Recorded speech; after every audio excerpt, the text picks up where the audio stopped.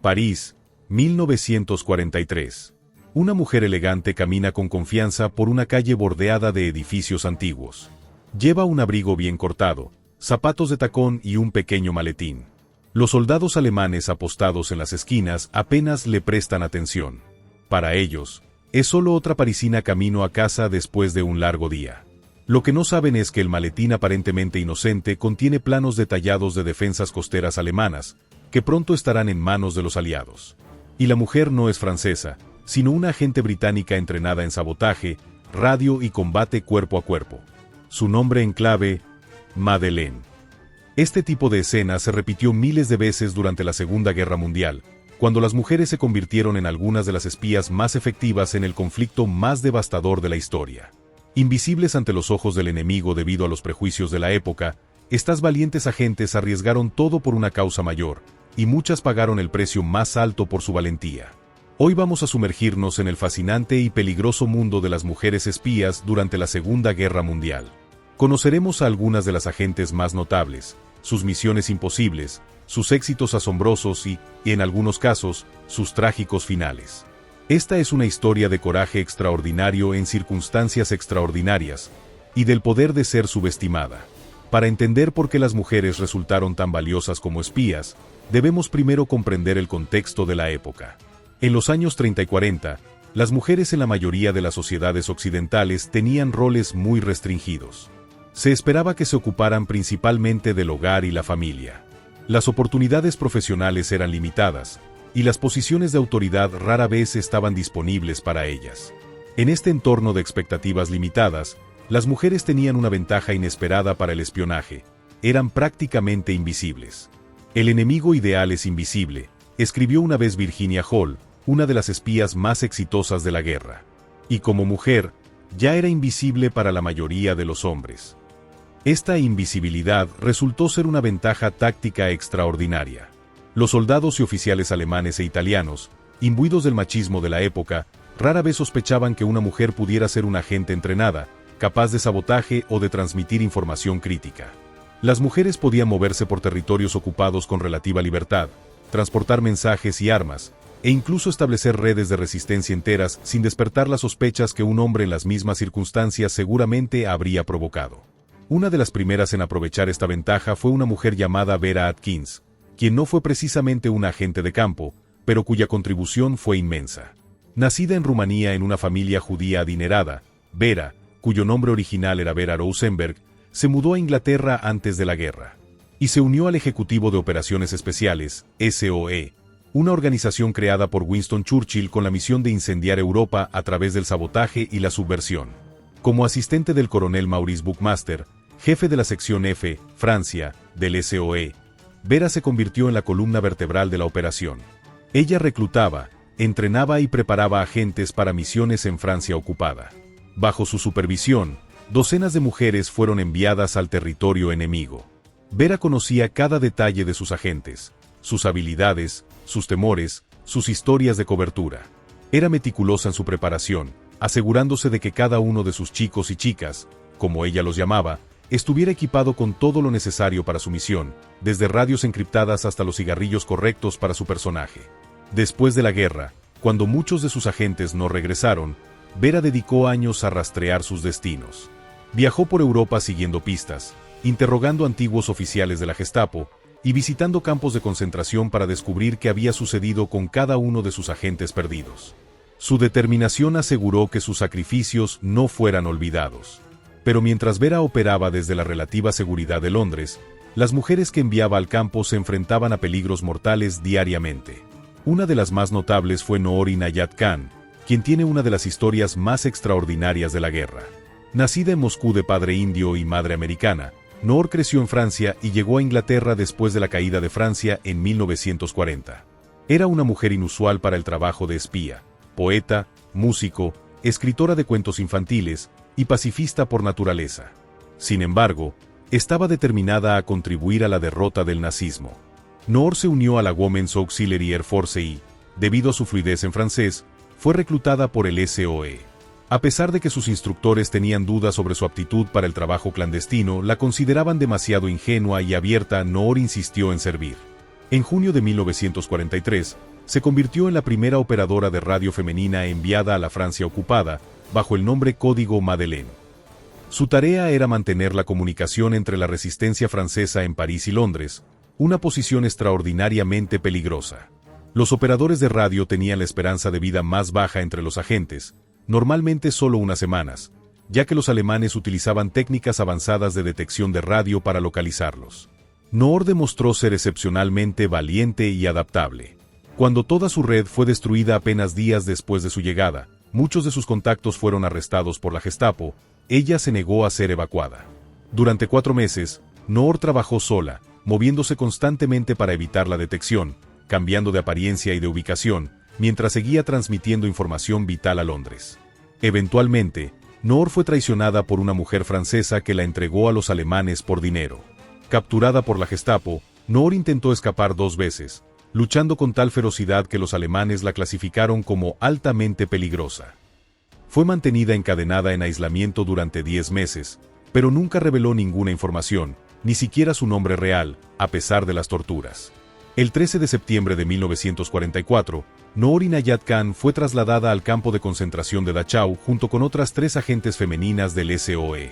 Allí, fue brutalmente golpeada y, finalmente, ejecutada con un tiro en la nuca.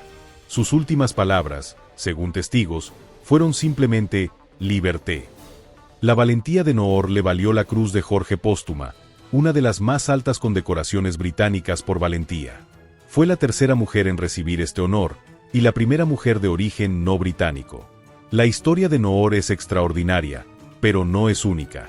Odette Sansom, nacida en Francia pero casada con un inglés, también se unió al SOE y fue enviada a Francia en 1942.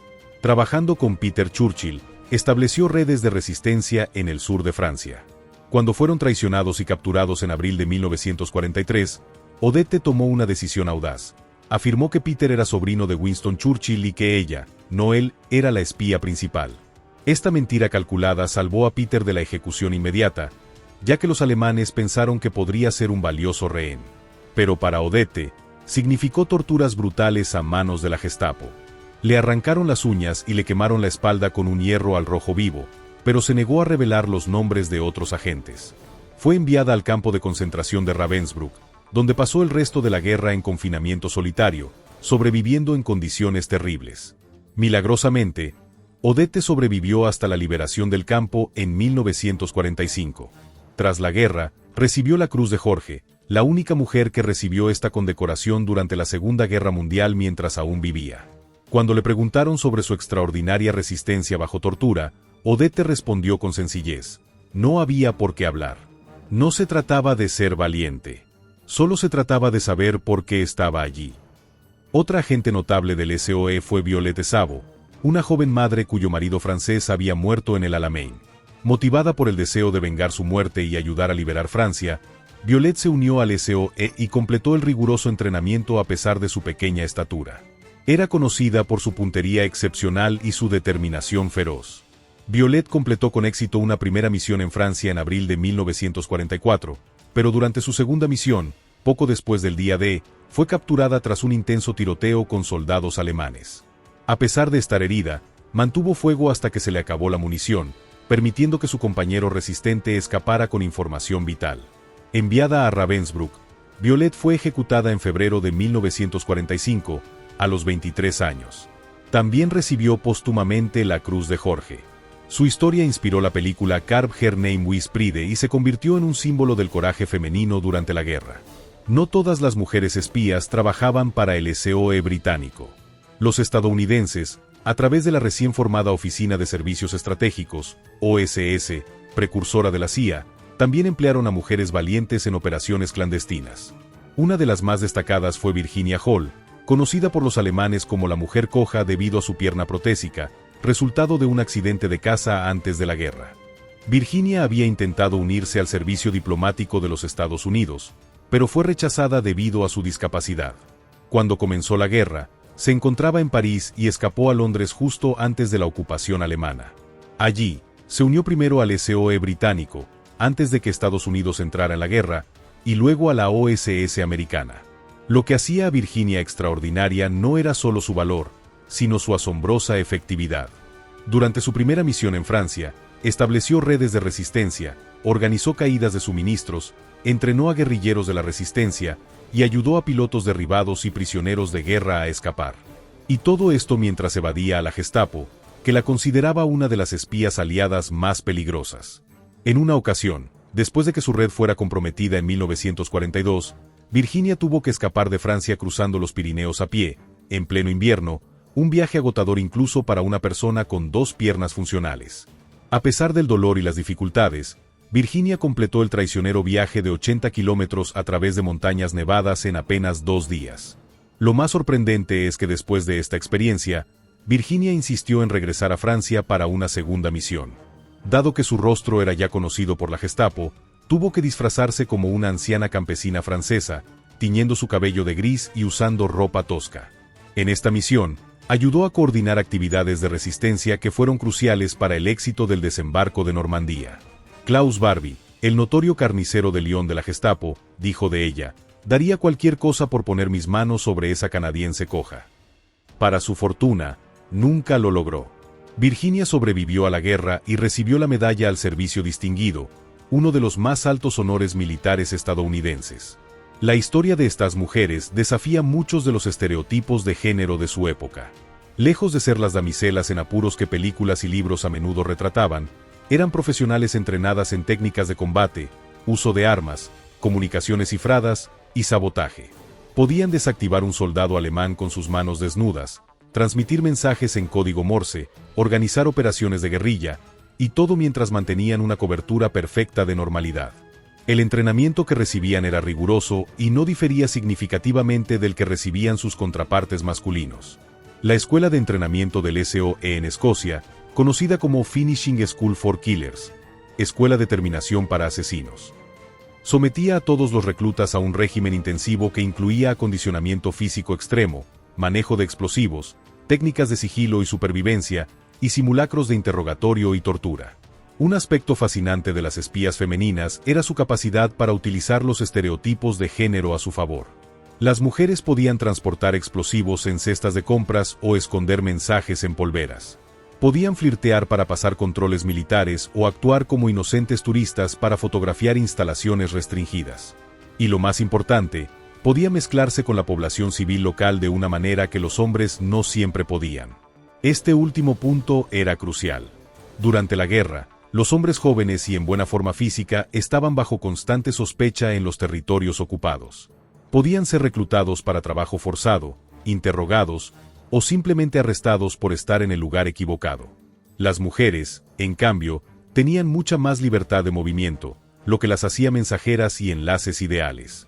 Además de las británicas y estadounidenses, mujeres de muchas otras nacionalidades sirvieron como espías. La resistencia francesa, en particular, contaba con numerosas agentes femeninas. Entre ellas destacaba Marie-Madeleine Fourcade, quien a los 31 años asumió el liderazgo de la red de espionaje Alliance, una de las más importantes de Francia, cuando su fundador fue capturado. Bajo su dirección, la red, que ella apodaba su Arca de Noé, con cada agente llevando el nombre en código de un animal, proporcionó información crucial sobre defensas alemanas, movimientos de tropas, e incluso entregó a los aliados planes detallados de las instalaciones de cohetes V1 y V2. Fourcade fue capturada 2 veces, y ambas veces logró escapar, en una ocasión desnudándose para poder deslizarse a través de los barrotes de su celda. Su red sobrevivió a numerosos intentos de infiltración de la Gestapo y continuó operando hasta la liberación de Francia. Después de la guerra, fue la única mujer que lideró una red de resistencia importante reconocida como tal por los aliados. Otra figura notable fue Nancy Wack, una periodista australiana que se encontraba en Francia cuando comenzó la guerra. Inicialmente, Nancy ayudó a escapar a pilotos aliados derribados y judíos perseguidos, utilizando su apartamento en Marsella como una estación de paso. Cuando su red fue comprometida en 1943, ella misma tuvo que huir, cruzando los Pirineos de manera similar a Virginia Hall. Tras recibir entrenamiento del SOE, Nancy fue lanzada en paracaídas de vuelta a Francia en 1944 para ayudar a organizar la resistencia antes del día D. A pesar de que la Gestapo la conocía como el ratón blanco y había puesto una recompensa de 5 millones de francos por su cabeza, Nancy operó abiertamente, liderando ataques guerrilleros, enfrentándose en combate directo con tropas alemanas, e incluso matando a un centinela de las SS con sus propias manos para evitar que diera la alarma durante una redada. En una ocasión memorable, Nancy recorrió más de 500 kilómetros en bicicleta a través de varios puestos de control alemanes para reemplazar códigos de radio perdidos, un viaje extenuante de 72 horas. Cuando le preguntaron después de la guerra sobre sus acciones, Nancy respondió con su característico humor mordaz: «Me encantaba matar alemanes. Hubiera matado más si hubiera podido». No todas las espías operaban en Europa Occidental. En el Pacífico, Elizabeth Betty McIntosh utilizó sus habilidades como periodista para unirse a la OSS y trabajar en operaciones de guerra psicológica contra Japón. Su trabajo consistía en crear propaganda negra, materiales que parecían provenir del enemigo, pero contenían información desmoralizadora. Betty ayudó a diseñar folletos falsos, periódicos y transmisiones de radio destinados a socavar la moral japonesa. Su conocimiento de la cultura asiática, había vivido en Hawái y estaba casada con un hombre de ascendencia china, resultó invaluable para crear contenido que resonara auténticamente con el público objetivo. Después de la guerra, McIntosh continuó su carrera en la CIA hasta los años 70. En el otro extremo del espectro estaba Yoshiko Kawashima, una princesa manchú criada en Japón que se convirtió en espía para los japoneses en China. Adoptando una personalidad masculina, a menudo vestida con uniforme militar y con el pelo corto, Yoshiko lideró su propia unidad de tropas irregulares y recabó información para las fuerzas de ocupación japonesas. Su fascinante y trágica historia ilustra la complejidad de la guerra y cómo las mujeres de todas las nacionalidades encontraron formas de ejercer poder e influencia en un mundo dominado por hombres. La lista de mujeres valientes que arriesgaron todo por sus países es larga y diversa. Pearl Bitterington, Christine Granville, Eileen Nearne, Josephine Baker, sí, la famosa artista de cabaret, y muchas más cuyos nombres y hazañas permanecen en gran parte desconocidos para el público general. A medida que avanzaba la guerra, las redes de espionaje femenino se volvieron cada vez más sofisticadas y efectivas. Hacia 1944, estas mujeres no solo transmitían información, sino que también coordinaban ataques de sabotaje, organizaban caídas de armas para la resistencia y preparaban el terreno para la invasión aliada. Sin embargo, el precio que muchas pagaron fue alto. De las 39 mujeres que el SOE envió a Francia, 13 nunca regresaron. Fueron capturadas, torturadas y, en la mayoría de los casos, ejecutadas en campos de concentración. La Gestapo, que inicialmente subestimó a las agentes femeninas, eventualmente se dio cuenta de su efectividad y comenzó a cazarlas con especial ferocidad. A continuación, exploraremos con más detalle las técnicas y tecnologías que estas mujeres espías utilizaban, así como los métodos de entrenamiento que las preparaban para sus peligrosas misiones. Veremos cómo transformaban objetos cotidianos en herramientas de espionaje, y cómo utilizaban sus habilidades sociales y su ingenio para sobrevivir en territorio enemigo. Una tarde de primavera en Londres, 1942. En una elegante mansión reconvertida en centro de entrenamiento secreto, una docena de mujeres jóvenes escuchan atentamente a su instructor, un veterano de operaciones encubiertas con cicatrices que evidencian su experiencia. Recuerden, señoritas, dice con voz grave, en el campo no tendrán armas sofisticadas ni ejércitos a su disposición. Sus mejores armas serán su ingenio, su temple y, sobre todo, su capacidad para parecer absolutamente ordinarias. El día que atraigan la atención, será probablemente el último de su misión y posiblemente de su vida. Las mujeres asienten, absorbiendo esta lección vital. Cada una de ellas se está preparando para ser lanzada en paracaídas en territorio ocupado por los nazis, donde deberán operar en las sombras, organizando resistencia, recabando inteligencia y saboteando las operaciones enemigas. Lo que están aprendiendo no se encuentra en ningún manual militar convencional. En esta sección del video, nos adentraremos en los métodos de entrenamiento, las técnicas de campo y las herramientas únicas que estas valientes agentes utilizaron en sus misiones clandestinas. El entrenamiento de una espía durante la Segunda Guerra Mundial era intensivo, multifacético y, en muchos aspectos, revolucionario. Para entender su alcance, debemos primero comprender la organización que estaba detrás de gran parte de este esfuerzo, el Ejecutivo de Operaciones Especiales, SOE, británico. Creado en 1940 bajo las órdenes directas de Winston Churchill para incendiar Europa, el SOE tenía la misión de conducir espionaje, sabotaje y reconocimiento en territorios ocupados por el Eje, y trabajar con movimientos de resistencia locales. Para lograr estos objetivos, necesitaban agentes que pudieran pasar desapercibidos en países ocupados, y rápidamente reconocieron el valor potencial de las mujeres para este trabajo. El programa de entrenamiento del SOE era notoriamente exigente. Los reclutas pasaban por varias etapas de preparación, comenzando con un curso preliminar en Wamborough Manor, donde aprendían habilidades básicas y eran evaluados por su aptitud para el trabajo clandestino. Aquellos que pasaban esta primera fase eran enviados a Ariside House en las tierras altas de Escocia para entrenamiento en combate y armas. Aquí, en terrenos remotos y accidentados, las futuras agentes aprendían a disparar con precisión, manejar explosivos, matar silenciosamente y sobrevivir en condiciones extremas. Lejos de recibir un trato preferencial por ser mujeres, las reclutas femeninas seguían el mismo régimen brutal que sus homólogos masculinos. Nancy Wack recordaba más tarde: me arrastraron por pantanos, me hicieron escalar montañas en la oscuridad, me enseñaron a matar con las manos desnudas. No diferenciaban entre hombres y mujeres en el entrenamiento. Y agradezco a Dios por ello, porque esa preparación me salvó la vida muchas veces. El entrenamiento incluía combate cuerpo a cuerpo, incluyendo técnicas letales específicamente adaptadas para que mujeres de menor tamaño pudieran neutralizar a hombres más grandes. Manejo de armas, desde pistolas pequeñas fáciles de ocultar hasta rifles y granadas. Sabotaje industrial, como identificar puntos débiles en fábricas, líneas ferroviarias, instalaciones eléctricas y otros objetivos estratégicos. Técnicas de supervivencia y evasión, incluyendo cómo vivir de la tierra, navegar sin instrumentos y evadir perseguidores. Manejo de explosivos, como fabricar, colocar y detonar cargas explosivas con materiales rudimentarios. Operación de radio, como ensamblar, ocultar y operar transmisores de radio para enviar informes codificados, a menudo la tarea más peligrosa para un agente. Tras el entrenamiento físico y técnico, las reclutas pasaban a Beaulieu en Hampshire, conocida como escuela de acabado, donde aprendían el arte del espionaje. Códigos y cifras, técnicas de vigilancia y contravigilancia, cómo crear y mantener una identidad falsa, y cómo comportarse en territorio ocupado sin levantar sospechas. Este último aspecto era crucial. Las estudiantes aprendían los pequeños detalles que podían delatar a un extranjero, como subir a un autobús en París, cómo pedir comida en un restaurante, cómo vestirse apropiadamente para diferentes ocasiones sociales. Estudiaban las restricciones de racionamiento locales, los toques de queda, e incluso las marcas de cigarrillos disponibles en diferentes regiones.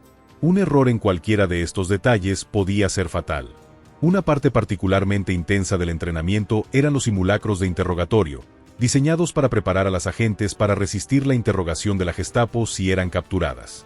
Estos ejercicios eran notoriamente duros, involucrando privación del sueño, intimidación psicológica y, en algunos casos, simulaciones de tortura física. Odette Sansom, quien más tarde sobreviviría a torturas reales a manos de la Gestapo, recordaba: el entrenamiento era brutal, pero necesario. Nunca podían igualar lo que los alemanes nos harían si nos capturaban, pero nos daba una idea y, más importante, nos enseñaba que podíamos resistir más de lo que pensábamos posible. Una vez completado el entrenamiento, las agentes recibían su equipo de campo, el conjunto de herramientas, documentos y equipamiento que llevarían a territorio enemigo. Aquí es donde las ingeniosas adaptaciones para agentes femeninas entraban en juego. Las mujeres espías utilizaban objetos cotidianos femeninos como herramientas de espionaje. Una polvera podía contener una brújula oculta. Un tubo de lápiz labial podía esconder microfilmes con información secreta. Los botones huecos podían contener píldoras de cianuro, una última y terrible opción para las agentes que preferían la muerte a la captura y tortura. Los equipos de radio, esenciales para transmitir inteligencia a Londres, presentaban un desafío particular. Eran voluminosos y difíciles de ocultar, especialmente en ropa femenina. Algunos fueron disfrazados como maletas o equipos de cocina, pero seguían siendo peligrosos de transportar y operar. Los alemanes utilizaban camiones de detección de radio para localizar transmisiones no autorizadas, lo que significaba que las operadoras, como Noor Inayat Khan, nunca podían permanecer en un mismo lugar por mucho tiempo. Para documentos y fotografías secretas, las agentes utilizaban microfilmes y microdots, fotografías reducidas al tamaño de un punto que podían ocultarse en textos inocuos, como cartas personales o libros. Una agente podía llevar información equivalente a 50 páginas en un punto apenas visible en el margen de una carta común. La ropa también era crucial. Cada agente recibía prendas meticulosamente producidas para coincidir exactamente con las disponibles en el país de destino, hasta el punto de incluir etiquetas locales y patrones de desgaste apropiados. Si una agente iba a operar como ama de casa francesa, sus ropas debían mostrar los remiendos y el desgaste consistentes con años de uso bajo las restricciones de guerra. En el campo, las mujeres espías encontraban formas creativas de adaptar sus habilidades femeninas tradicionales al trabajo de inteligencia. El ciclismo, considerado apropiado para mujeres durante esa época, proporcionaba un medio perfecto para transportar mensajes o reconocer posiciones enemigas sin despertar sospechas. Una mujer con una cesta de compras o llevando a un niño, a veces un muñeco realista, podía moverse libremente por áreas donde un hombre sería inmediatamente cuestionado. Marie-Madeleine Fourcade, líder de la red Alliance en Francia, utilizaba sastrerías como lugares de reunión. Los talleres de costura, dominados por mujeres, proporcionaban cobertura perfecta para el intercambio de información. Los alemanes rara vez sospechaban de estos espacios femeninos, permitiendo que se convirtieran en centros neurálgicos de operaciones de resistencia. La capacidad de estas mujeres para adaptarse y emplear sus circunstancias a su favor era asombrosa. Virginia Hall, después de ser fichada por la Gestapo durante su primera misión en Francia, regresó para una segunda misión completamente transformada. Se tiñó el pelo de gris, alteró su postura y se vistió como una campesina anciana francesa. Caminaba con un bastón rústico, que también ocultaba un pequeño compartimento para mensajes, y adoptó el dialecto rural de la región. A pesar de su pierna protésica, que limitaba significativamente su movilidad, logró evadir la captura mientras coordinaba operaciones de resistencia en toda la región. Nancy Wack, conocida por su elegancia en tiempos de paz, se adaptó igualmente bien a las exigencias de la vida clandestina. Después de ser lanzada en paracaídas en Francia en 1944, Wack trabajó con grupos del Maquis, resistencia rural francesa, en las montañas, viviendo en condiciones primitivas y liderando ataques guerrilleros. En una ocasión, cuando las comunicaciones de radio fallaron, Nancy recorrió más de 500 kilómetros en bicicleta a través de territorio ocupado, cruzando numerosos puestos de control alemanes, para establecer contacto con Londres. Cuando le preguntaron años después cómo había logrado esta hazaña, Nancy respondió con su característico humor: «Me encanta andar en bicicleta, y tenía un gran incentivo. Los alemanes querían capturarme y yo no tenía ningún deseo de que lo hicieran». Las técnicas de comunicación utilizadas por estas agentes también eran ingeniosamente adaptadas a sus circunstancias. Además de los transmisores de radio, utilizaban una variedad de métodos para comunicarse con Londres y entre ellos. Hemos recorrido las historias de mujeres extraordinarias que arriesgaron todo en la lucha contra el fascismo. Mujeres como Virginia Hall, Noor Inayat Khan, Christina Skarbek y tantas otras que combinaron valentía, inteligencia y astucia para cambiar el curso de la guerra desde las sombras. A continuación, exploraremos el legado permanente de estas espías, otras heroínas menos conocidas y el impacto que tuvieron en la historia del espionaje moderno. Una figura fascinante que merece nuestra atención es Pearl Bitterington, una británica criada en Francia que se convirtió en una de las líderes de la resistencia más efectivas en territorio ocupado. La historia de Pearl es notable porque desafía todos los estereotipos sobre las mujeres espías. Cuando Pearl se ofreció como voluntaria para el SOE, sus superiores dudaron en enviarla al campo debido a su apariencia. «Demasiado hermosa», decían, «llamará demasiado la atención». Pero Pearl insistió, y en septiembre de 1943 fue lanzada en paracaídas sobre Francia Central. Su misión inicial era servir como mensajera para un circuito de resistencia llamado Staatsgene. Sin embargo, cuando el líder del grupo fue capturado por los alemanes, Pearl asumió el mando. Bajo el nombre en clave Marie, llegó a liderar más de 1.500 miembros de la resistencia, organizando sabotajes y ataques guerrilleros contra las fuerzas de ocupación. En junio de 1944, su red fue atacada por 2.000 soldados alemanes. Pearl, con solo 40 resistentes, mantuvo una batalla durante 14 horas antes de dispersarse estratégicamente. Los alemanes pusieron precio a su cabeza, 1 millón de francos. Pero nunca lograron capturarla. Cuando los británicos le otorgaron una condecoración civil por sus servicios, Pearl respondió indignada: «No había nada civil en lo que yo hacía. Fui paracaidista militar, recibí entrenamiento militar y me dieron trabajo militar. No veo por qué debo recibir una condecoración civil». Este incidente ilustra perfectamente la contradicción que enfrentaban las mujeres espías. Se esperaba que actuaran como soldados, pero no se les reconocía como tales. Otra figura notable es Eileen Nearne, conocida como Didi. A los 23 años, esta joven británica fue enviada a Francia como operadora de radio, quizás el trabajo más peligroso en el espionaje. Durante 5 meses, Eileen transmitió información vital a Londres desde París, siempre bajo la amenaza constante de ser detectada por los equipos alemanes de rastreo de señales. Finalmente, en julio de 1944, los alemanes localizaron sus transmisiones y la arrestaron. A pesar de ser torturada repetidamente, Eileen se mantuvo firme en su historia. Era solo una ingenua muchacha francesa que no sabía que el hombre para quien trabajaba era un espía. Los nazis no creyeron que una joven de aspecto tan inocente pudiera ser una agente entrenada, y esto probablemente le salvó la vida. Enviada a Ravensbrück y luego a un campo de trabajo forzado, Eileen logró escapar durante una marcha de la muerte en las etapas finales de la guerra. Se escondió en un bosque, fue recapturada y escapó nuevamente antes de encontrarse con las tropas aliadas. Lo más sorprendente de la historia de Eileen es su vida posterior. Después de la guerra, sufrió lo que hoy reconoceríamos como trastorno de estrés postraumático. Vivió recluida, casi como una ermitaña, luchando con problemas psicológicos y financieros. Cuando murió en 2010, nadie sabía de su pasado heroico. Fue solo cuando las autoridades buscaron entre sus pertenencias que descubrieron sus medallas y documentos del SOE.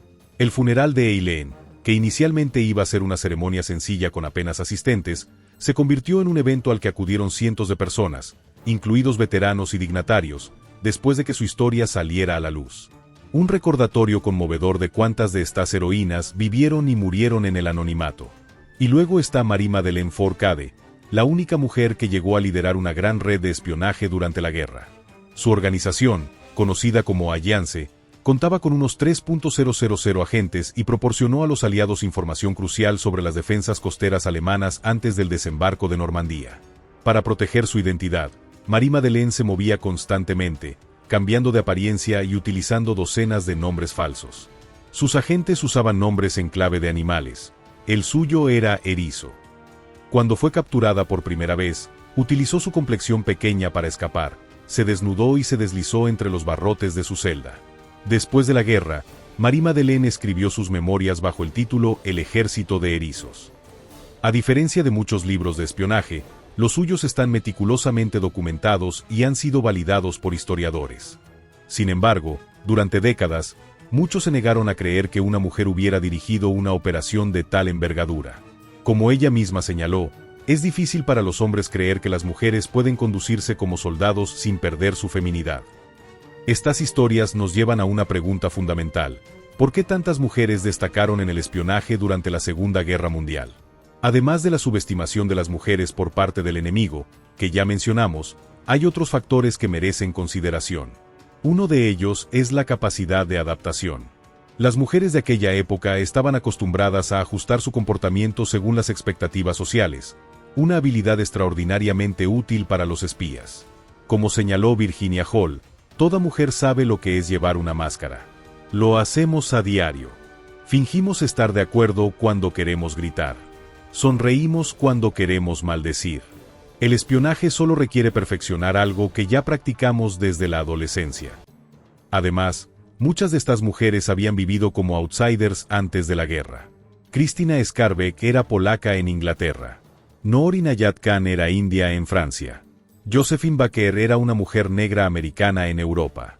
Virginia Hall era una mujer con discapacidad en un mundo que apenas acomodaba a personas como ella. Esta experiencia, como otras, les había dado una perspectiva única y la habilidad de observar sociedades desde fuera, reconociendo patrones y vulnerabilidades que otros podían pasar por alto. Esta capacidad para ver sistemas desde una perspectiva externa resultaba invaluable en el espionaje. Como dijo Vera Atkins, los buenos espías son siempre, en cierto sentido, extranjeros, incluso en su propio país. Necesitan ese distanciamiento para ver lo que los demás dan por sentado. Otra ventaja que tenían muchas de estas mujeres era su educación privilegiada. En una época en que la educación superior femenina era limitada, quienes la recibían solían provenir de familias acomodadas y frecuentemente incluían múltiples idiomas, historia, literatura y artes, un bagaje perfecto para el trabajo de inteligencia. Krystyna Skarbek hablaba 7 idiomas. Vera Atkins dominaba 5. Virginia Hall había estudiado en prestigiosas universidades europeas. Esta educación cosmopolita les permitía mezclarse en diversos ambientes sociales y entender matices culturales que podían significar la diferencia entre el éxito y el fracaso en una misión. Sin embargo, Sería un error pensar que todas las espías provenían de entornos privilegiados. Muchas eran mujeres comunes que encontraron en sí mismas recursos extraordinarios cuando las circunstancias lo exigieron. Rosanne Colchester, por ejemplo, era una simple oficinista antes de la guerra. Su conocimiento del francés la llevó a ser reclutada por el SOE y se convirtió en una de sus operadoras de radio más efectivas en el sur de Francia. No me consideraba valiente, diría años después. Solo hacía mi trabajo un día a la vez, como cualquiera. Y luego estaba la red de COUDES, las codificadoras que trabajaban en Bletchley Park, el centro neurálgico de la inteligencia británica. Aunque técnicamente no eran espías de campo, estas mujeres, que representaban aproximadamente el 75% del personal de Bletchley, jugaron un papel crucial en descifrar los códigos nazis, particularmente el famoso Enigma. Entre ellas destacaba Joan Clarke, una brillante matemática que trabajó codo con Alan Turing en el descifrado de Enigma. A pesar de tener el mismo talento y dedicación que sus colegas masculinos, Clarke recibía menos paga y tenía que ser oficialmente clasificada como lingüista porque no existía un rango adecuado para una mujer criptógrafa. La guerra creó oportunidades para las mujeres en campos que antes nos estaban vedados, reflexionaba Clarke años después. Lo trágico es que, cuando terminó, se esperaba que volviéramos a nuestro lugar como si esas oportunidades nunca hubieran existido. Esta observación de Clarke apunta a uno de los aspectos más amargos del legado de las mujeres espías, el rápido olvido que siguió a sus contribuciones. Cuando terminó la guerra, los servicios de inteligencia volvieron rápidamente a ser dominios exclusivamente masculinos. Las habilidades demostradas por mujeres como Hall, Atkins o Scarbeck fueron consideradas excepcionales para tiempos excepcionales, no como evidencia de una capacidad inherente. Y luego estaba la red de COUDES, las codificadoras que trabajaban en Bletchley Park, el centro neurálgico de la inteligencia británica. Aunque técnicamente no eran espías de campo, estas mujeres, que representaban aproximadamente el 75% del personal de Bletchley, jugaron un papel crucial en descifrar los códigos nazis, particularmente el famoso Enigma. Entre ellas destacaba Joan Clarke, una brillante matemática que trabajó codo con Alan Turing en el descifrado de Enigma. A pesar de tener el mismo talento y dedicación que sus colegas masculinos, Clarke recibía menos paga y tenía que ser oficialmente clasificada como lingüista porque no existía un rango adecuado para una mujer criptógrafa. La guerra creó oportunidades para las mujeres en campos que antes nos estaban vedados, reflexionaba Clarke años después. Lo trágico es que, cuando terminó, se esperaba que volviéramos a nuestro lugar como si esas oportunidades nunca hubieran existido. Esta observación de Clarke apunta a uno de los aspectos más amargos del legado de las mujeres espías, el rápido olvido que siguió a sus contribuciones. Cuando terminó la guerra, los servicios de inteligencia volvieron rápidamente a ser dominios exclusivamente masculinos. Las habilidades demostradas por mujeres como Hall, Atkins o Scarbeck fueron consideradas excepcionales para tiempos excepcionales, no como evidencia de una capacidad inherente. En un informe interno del SOE de 1945, se lee: el empleo de mujeres como agentes, aunque necesario durante la guerra dadas las circunstancias extremas, no debe considerarse un precedente para futuras operaciones. Este documento permaneció clasificado hasta los años 90, ilustrando la resistencia institucional a reconocer el valor permanente de la contribución femenina. Durante décadas, las historias de estas heroínas permanecieron enterradas en archivos secretos. Algunas, como Virginia Hall, se negaron a hablar de sus experiencias incluso con sus familias más cercanas. No hablo de lo que hice, decía, y los que lo saben no hablan de ello. No fue hasta los años 80, con la desclasificación gradual de archivos de guerra y el interés renovado por recuperar historias femeninas olvidadas, que estas espías comenzaron a recibir la atención que merecían. Libros como A Life in Secret sobre Vera Atkins o The Spy Who Loved sobre Christina Scarbeck ayudaron a introducir estas figuras en la conciencia pública.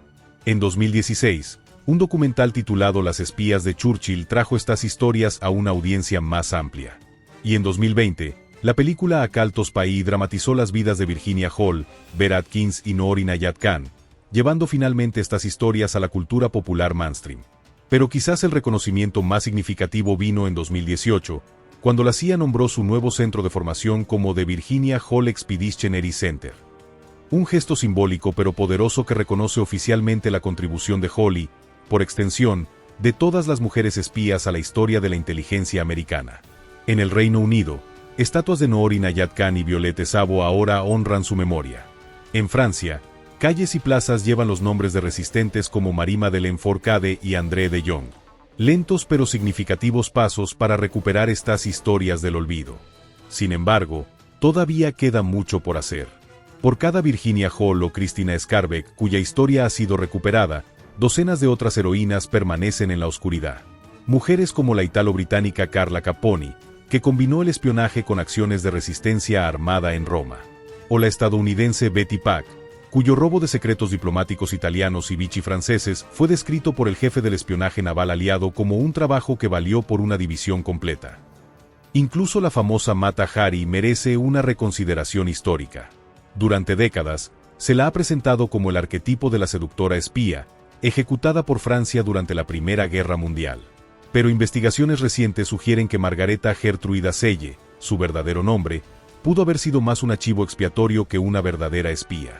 Una mujer independiente que desafiaba las convenciones sociales y que, cuando Francia necesitaba un culpable por sus fracasos militares, resultó ser el blanco perfecto. Este patrón de usar a mujeres como chivos expiatorios reaparece en la historia del espionaje. Durante la Guerra Fría, cuando el espía británico Kim Philby fue finalmente expuesto como agente soviético, muchos en el MI6 culparon inicialmente a Eileen Furse, su esposa, alegando que ella lo había convertido al comunismo a pesar de que Philby ya era agente soviético mucho antes de conocerla. Esta tendencia refleja un prejuicio persistente. Cuando un hombre traiciona, es por convicción política o ambición personal. Cuando una mujer lo hace, debe ser por influencia emocional o manipulación romántica. Un eco del mismo sesgo que hacía que los nazis subestimaran sistemáticamente a las espías aliadas. Más allá de recuperar historias individuales, es vital entender el impacto colectivo que tuvieron estas mujeres en el desarrollo del espionaje moderno. Muchas de las técnicas y aproximaciones que introdujeron o perfeccionaron siguen siendo relevantes hoy. La insistencia de Vera Atkins en un entrenamiento riguroso y realista para sus agentes revolucionó cómo las agencias de inteligencia preparaban a su personal. Su atención meticulosa a los detalles, asegurándose de que un agente que iba a operar como panadero en Francia supiera amasar correctamente, o que una supuesta parisina llevara ropa interior de fabricación francesa, estableció estándares de autenticidad que siguen siendo fundamentales en el mundo del espionaje.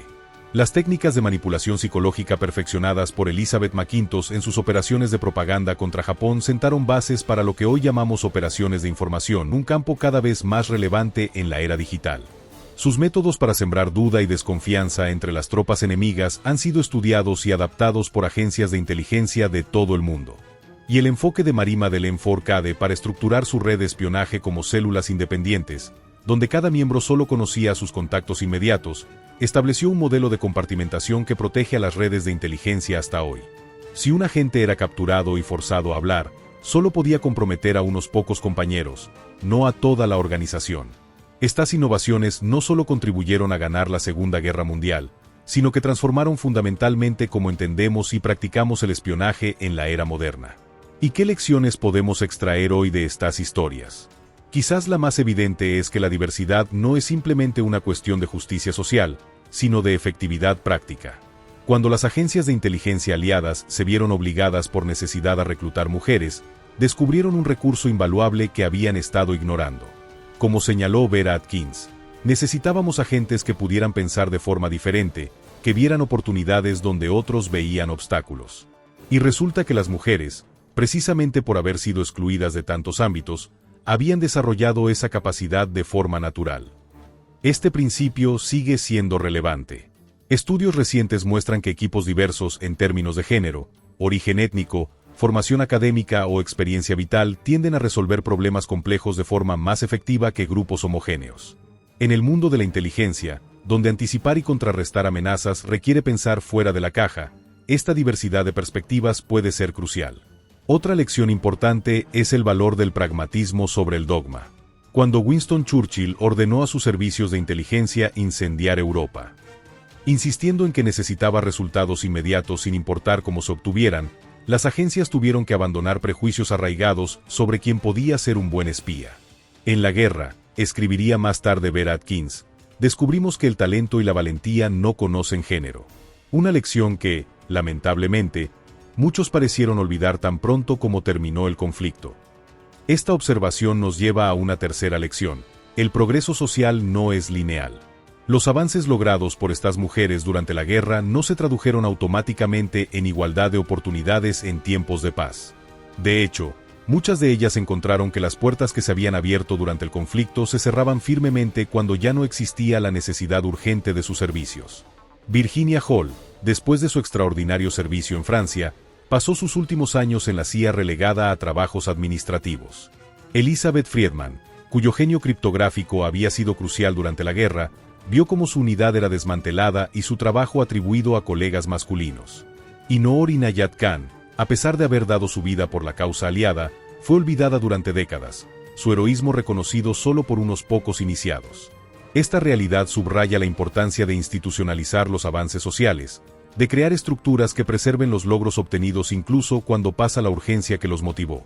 Como observó la historiadora Judith Mackrell, la guerra ofrece oportunidades, pero solo un cambio cultural sostenido garantiza que esas oportunidades se mantengan.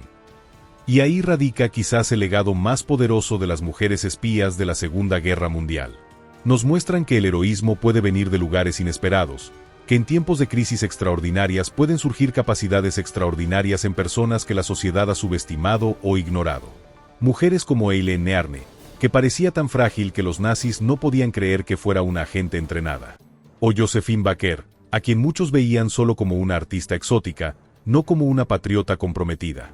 O Noor Inayat Khan, una poeta pacifista que encontró el valor para enfrentar la tortura nazi sin revelar un solo secreto.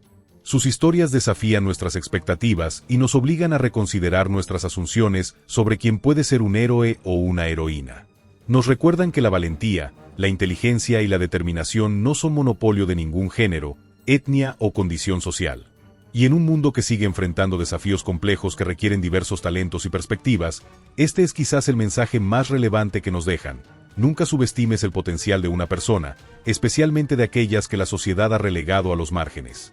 Porque a veces, como demostró aquella generación de mujeres extraordinarias, son precisamente esas personas improbables quienes pueden cambiar el curso de la historia.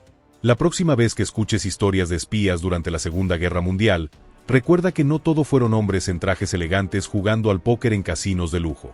También fueron mujeres como Virginia Hall, cojeando a través de los Pirineos con su pierna de madera en pleno invierno. O como Noor Inayat Khan, transmitiendo mensajes vitales desde un ático parisino mientras los detectores alemanes se acercaban. O como tantas otras cuyas historias apenas comenzamos a recuperar. Porque el verdadero espionaje no se parece a las películas. Es más complicado, más sucio y frecuentemente más heroico.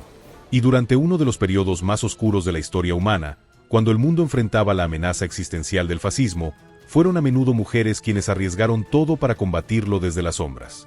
Mujeres que, como dijo una vez Vera Atkins, lucharon una guerra sin uniformes, y muchas murieron sin reconocimiento, pero ninguna sin honor.